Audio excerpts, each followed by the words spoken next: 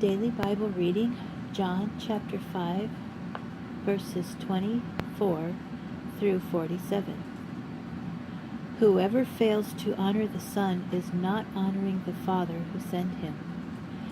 Yes, indeed, I tell you that whoever hears what I am saying and trusts the one who sent me has eternal life. That is, he will not come up for judgment, but has already crossed over from death to life. Yes, indeed, I tell you that there is coming a time, in fact, it's already here, when the dead will hear the voice of the Son of God, and those who listen will come to life. For just as the Father has life in himself, so he has given the Son life to have in himself. Also, he has given him authority to execute judgment, because he is the Son of Man. Don't be surprised at this, because the time is coming when all who are in the grave will hear his voice and come out, those who have done good to a resurrection of life, and those who have done evil to a resurrection of judgment. I can't do a thing on my own.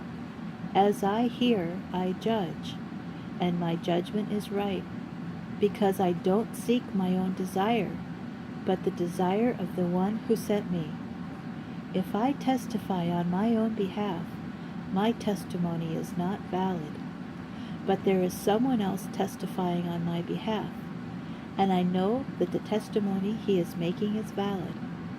You have sent to Yochanan, and he has testified to the truth. Not that I collect human testimony. Rather, I say these things so that you might be saved. He was a lamp burning and shining, and for a little while you were willing to bask in his light. But I have a testimony that is greater than Yochanan's.